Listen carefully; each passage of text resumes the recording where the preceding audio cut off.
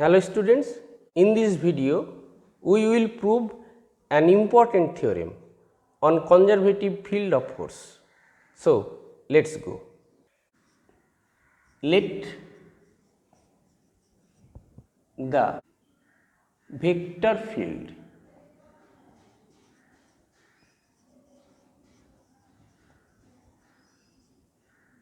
F be conservative.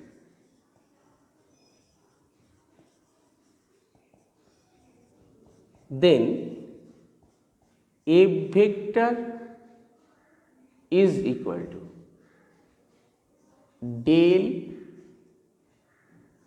phi, where phi is a scalar point function having continuous partial derivatives.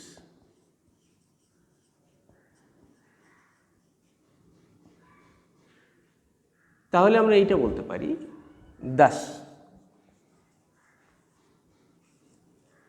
curl F vector is equal to del cross del phi, R del cross del phi এটা means zero vector. তাহলে দেখো প্রমাণ হয়ে গেল, কন্ডিশনটা আমরা পেয়ে গেছি।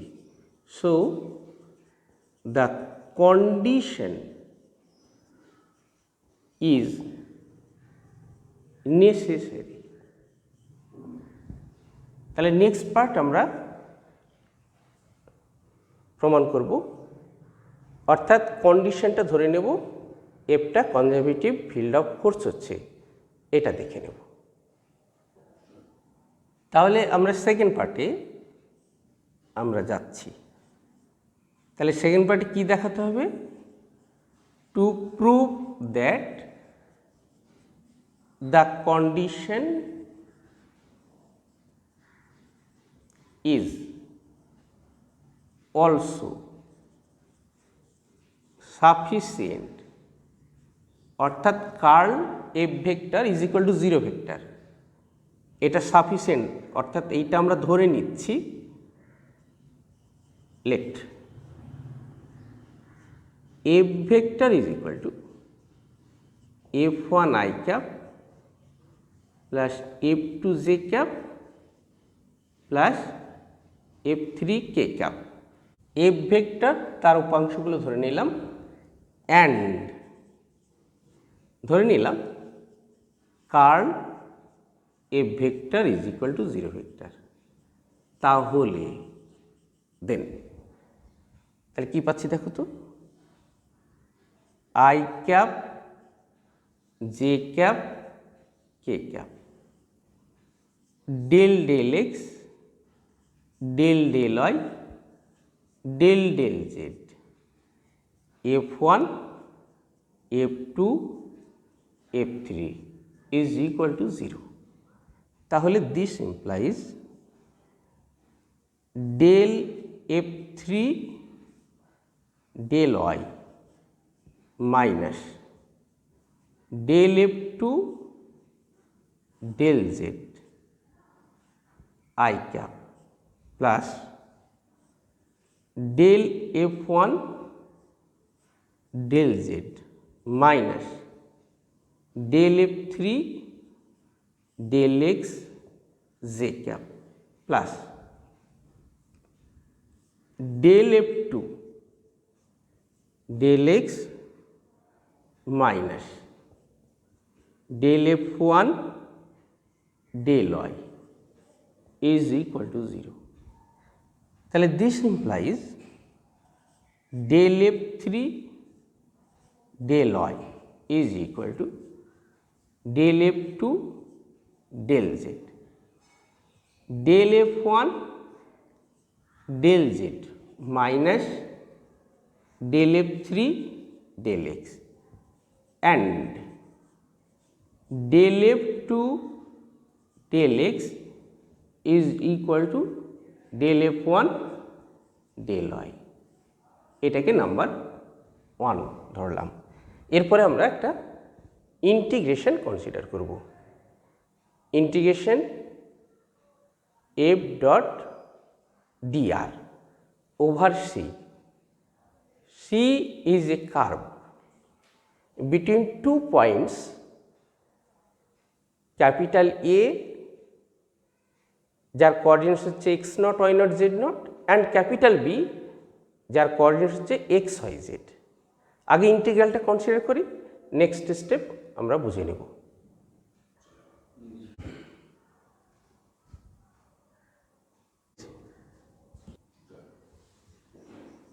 Let us consider the line integral integration C f dot dr, এটা মানে f1 dx plus f2 dy plus f3 dz along the curve joining, আচ্ছা এখানে নির্দিষ্ট না করে অ্যালং এ কার্ভ বলছি, হ্যাঁ, joining the two points, points দ্বয় নির্দিষ্ট। কি কি পয়েন্টস নিয়েছিলাম? দুটো পয়েন্টস, একটা এ যার coordinates x0 y0 z0 and B x1 y1 z1। এবার আমরা যে কার্ভ সি নিলাম, এই সি কার্ভের আমরা পার্টিকুলার্স, আমরা লাইন সেগমেন্টস দিয়ে এই সি কার্ভটা তৈরি করব। এই লাইন সেগমেন্টসটা কিভাবে তৈরি করব একটু দেখে নাও। তাহলে এখানে লক্ষ্য করে দেখো তো, এই পয়েন্টটাকে এ পয়েন্ট বলছি, হ্যাঁ, এর কোঅর্ডিনেটস হচ্ছে x0 y0 z0। তুমি ভাবো তো, এইটা এক্স অ্যাক্সিসের প্যারালাল নিলাম, ঠিক এইটা আর একটা দেখো, হ্যাঁ এইটা ওয়াই অ্যাক্সিসের প্যারালাল, আর এই একটা লাইন এটা জেড অ্যাক্সিসের প্যারালাল। হ্যাঁ, পয়েন্টসগুলো তোমাকে মাথায় রাখতে হবে। বুঝতে পারছো নিশ্চয়? দেখতে পাচ্ছ? এই দেখো, দেখো এই বিন্দু, এই বিন্দু, এখান থেকে আবার পারপেন্ডিকুলার, এরপর আবার পারপেন্ডিকুলার। তাহলে এটা এক্স অ্যাক্সিসের প্যারালাল, এটা ওয়াই অ্যাক্সিসের প্যারালাল, আর এইটাকে জেড অ্যাক্সিসের প্যারালাল। তুমি রুমে এটা ভাববে, তাহলে বুঝতে আর সুবিধা হবে। এটা হলো রুমের হাইট, আর এইটা হলো মেঝের দৈর্ঘ্য, আর এটাকে প্রস্থ হিসেবে ভাবতে পারো। এই পয়েন্ট, যে পয়েন্টটা এইখানে রয়েছে, এই পয়েন্টের কোঅর্ডিনেটস হচ্ছে x0 y0 z0, অর্থাৎ এটা ক্যাপিটাল এ পয়েন্ট। এটা দেখো এক্স অ্যাক্সিসের প্যারালাল, তাই না? তাহলে এটা এক্সের শুধু পরিবর্তন হবে, অর্থাৎ ওয়াই এবং জেড অপরিবর্তিত থাকবে। তাহলে এই পয়েন্টটি হলো এক্স y0 z0। এখানে ওয়াই এর পরিবর্তন হচ্ছে, এক্স এবং জেড অপরিবর্তিত। এখানে জেড কত ছিল? z0, আর এখানে এক্স এক্সই ছিল। তাহলে এই পয়েন্টের কোঅর্ডিনেটস শুধু ওয়াই এর পরিবর্তন হচ্ছে, y0 থেকে ওয়াই হচ্ছে। তাহলে এর কোঅর্ডিনেটস কি দাঁড়ালো? এর কোঅর্ডিনেটস দাঁড়ালো এক্স কমা ওয়াই কমা z0। এবার শুধু জেড এর পরিবর্তন হচ্ছে, দেখো এইখানকার এক্স এবং ওয়াই এ পাবে, এখান এক্স ওয়াই আর জেড এর পরিবর্তন হয়ে জেড হলো, অর্থাৎ এই যে এর শীর্ষবিন্দুটা, এর কোঅর্ডিনেটস হলো এক্স ওয়াই জেড। তাহলে শুরু করছি কি দিয়ে, একবার দেখে নেওয়া যাক। এই পয়েন্টটি হলো x0 y0 z0, এই পয়েন্টটি হলো x y0 z0, এই পয়েন্টটি হলো x ওয়াই জেড নট, আর এই পয়েন্টটি হলো কি এক্স ওয়াই জেড। তাহলে এবার বলো দেখি এই পয়েন্টের কোঅর্ডিনেটস কত? শুধু এক্স পরিবর্তন, x y not z not. এই পয়েন্টটা কত? এক্স ওয়াই জেড নট, আর এই পয়েন্টটা তো আমরা জানি এক্স ওয়াই জেড। তাহলে কটা লাইন সেগমেন্ট নিলাম? 3টি লাইন সেগমেন্ট নিলাম। এই 3টি লাইন সেগমেন্ট মাথায় রাখতে হবে, তাহলে আমাদের পরবর্তী পার্টটা খুব সহজ হয়ে যাবে। তাহলে আমরা পরবর্তী পার্ট দেখে নিই। আমরা এটা কনসিডার করছি, দেখো integration F dot D over C, F dot D আর আছে তাই না? তাহলে কি এটা স্কেলার নয়? তো এইটাকে যদি ইন্টিগ্রেট করি তাহলে অ্যাকচুয়ালি এটা এক্স ওয়াই জেডের ফাংশন হবে। আমরা ধরে নিলাম let phi of x y z is equal to integration over C F dot dr along a particular along the particular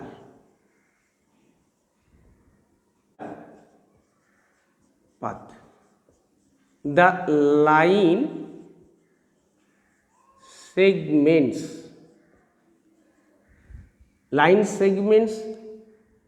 আমরা কি কি দিয়ে আমরা তৈরি করছি না, বলা হচ্ছে from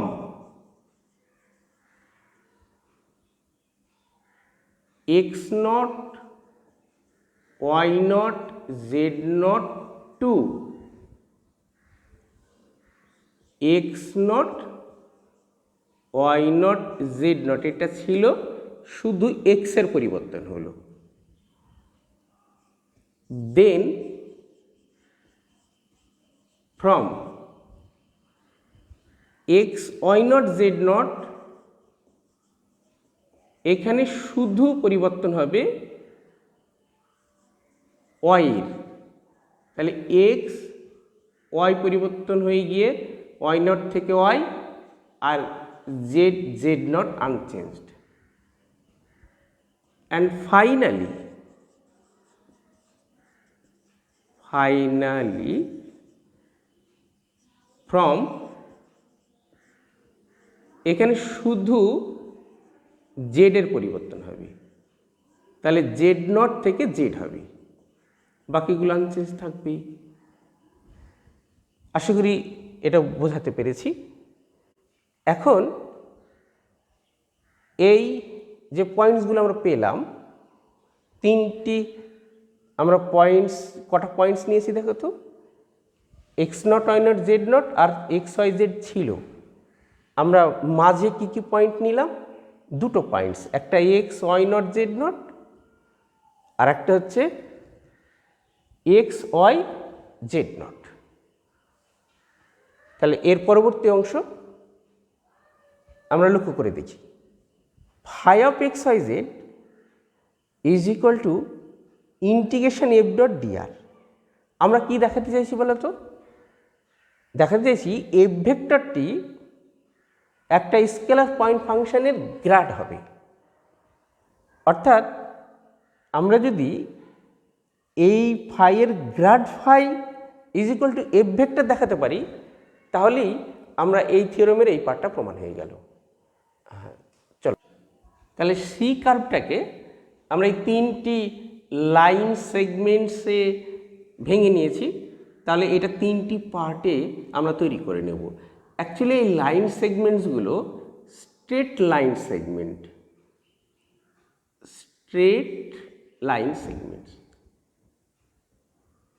আচ্ছা তাহলে দেখে নাও তো, then phi of x y z is equal to integration F.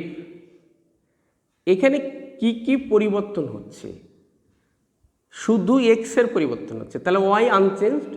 তাহলে ওয়াই আনচেঞ্জড বলে লক্ষ্য করে দেখো তো, দেখো এইখানে এই জায়গায় চলে এসো, F one dx, F two dy, F three dz. X অ্যাক্সিসের প্যারালাল যদি নিই তাহলে ওয়াই এবং জেড কনস্ট্যান্ট বলে ডিওয়াই আর ডিজেড পার্টটা জিরো হয়ে গেল। তাহলে থাকলো কি শুধু f1 dx। তাহলে f1 এইখানে কোনটা অপরিবর্তিত?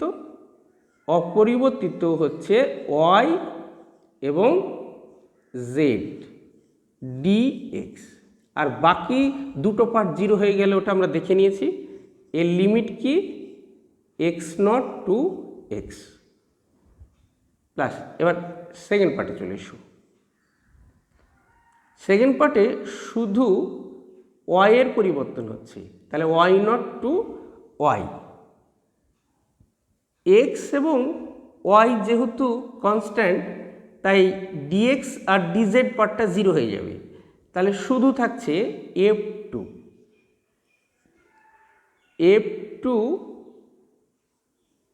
x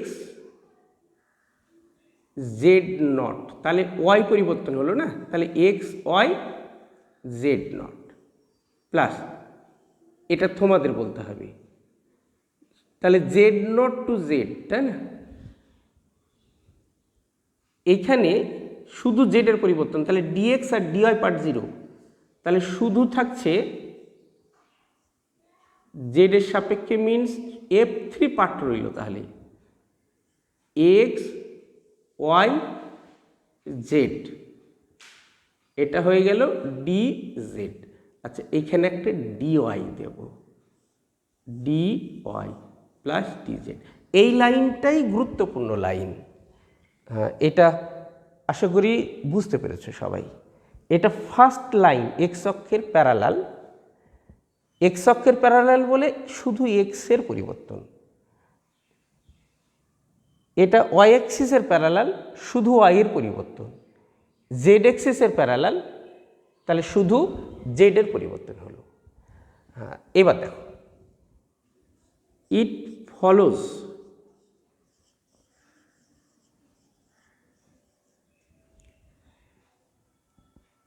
এইগুলো লক্ষ্য করে দেখো তো।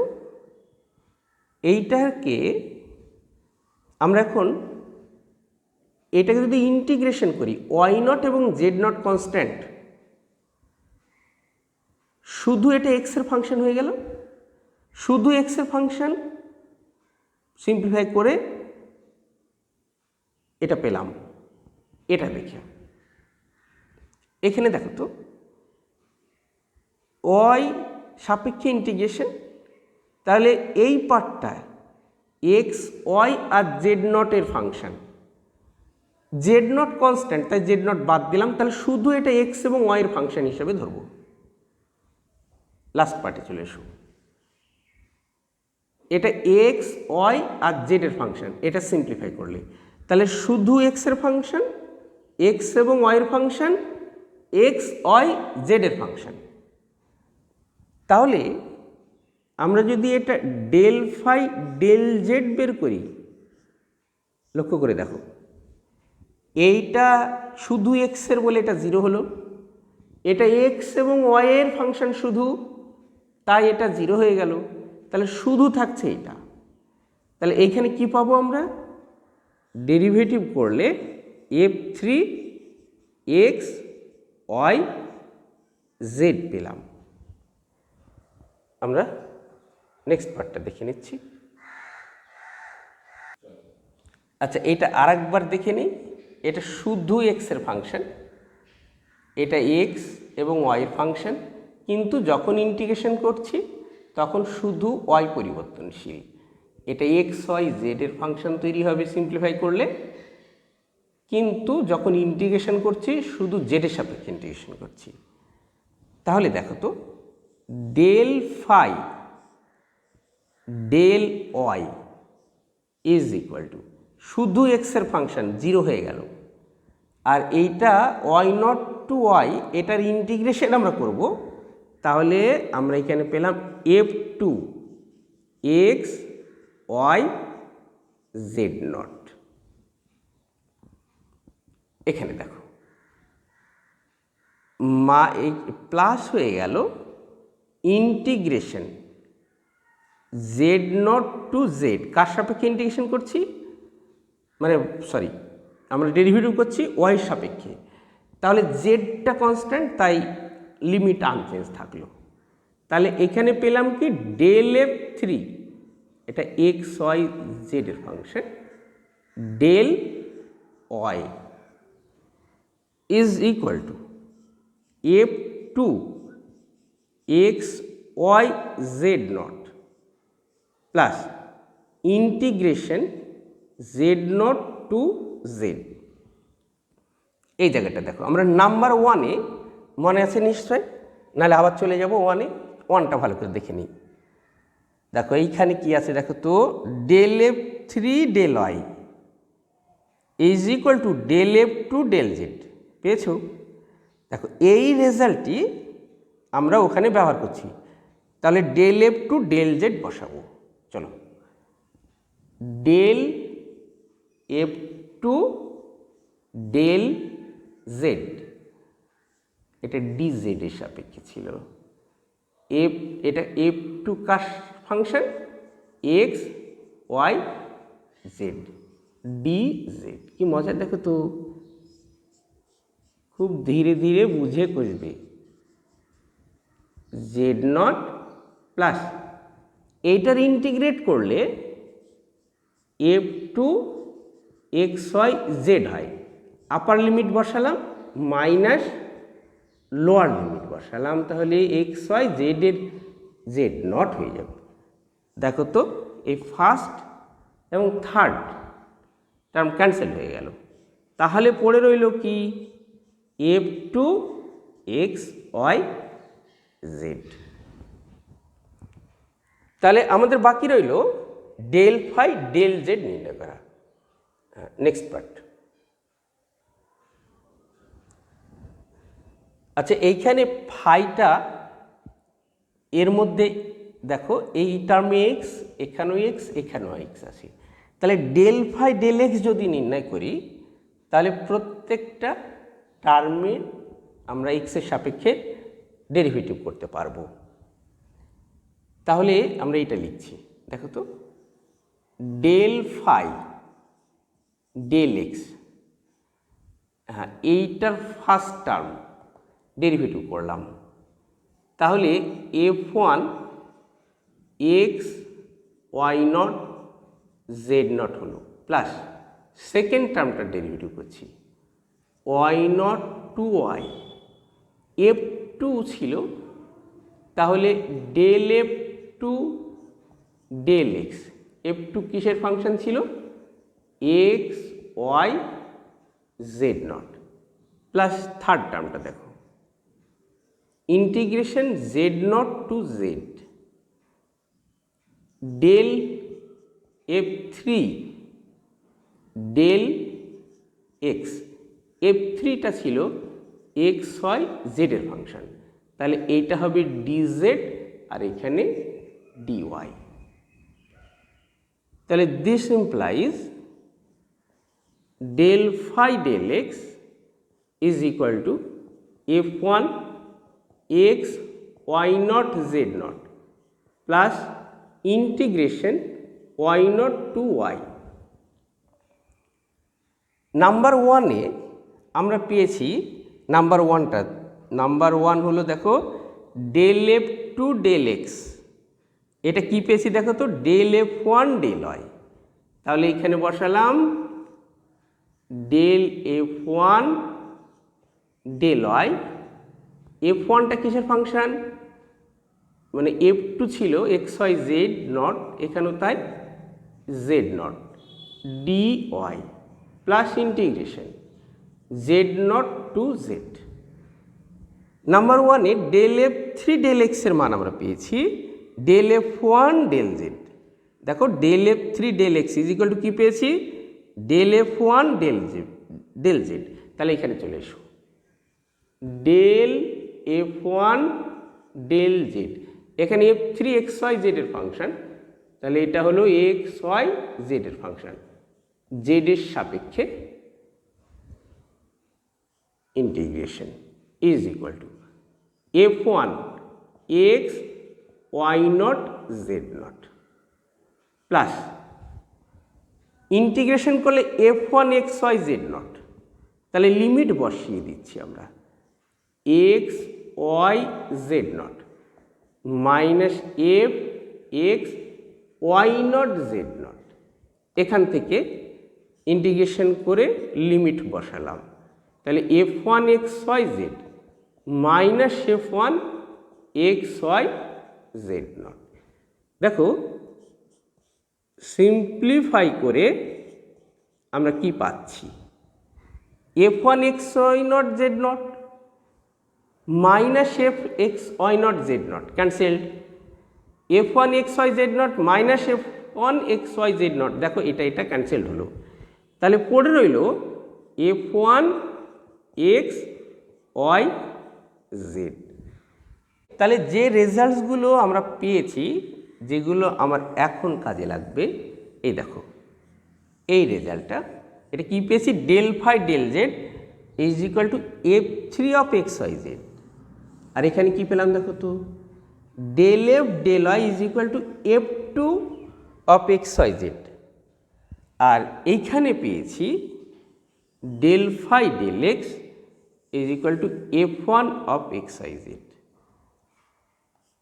তাহলে আমরা f vector is equal to কি জানি, ধরেছি f one i cap plus f two J cap plus f three k cap is equal to, f one মানে কি পেয়েছি, del phi del x i cap, f two মানে del phi del y j cap, আর এটা হলো del phi del z k cap. এই সবগুলোই x y Z পয়েন্টে, সেজন্য উল্লেখ করার প্রয়োজন হয় না।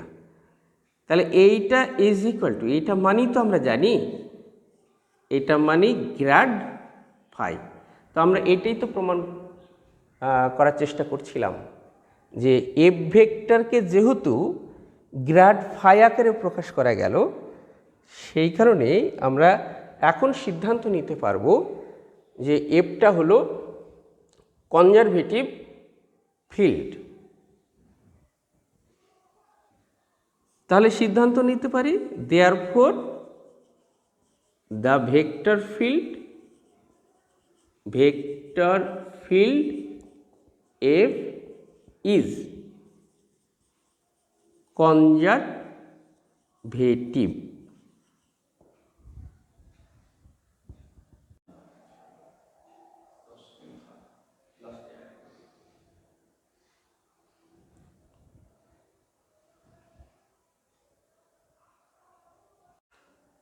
আজকে এই পর্যন্তই, সামনের দিন আবার দেখা হবে।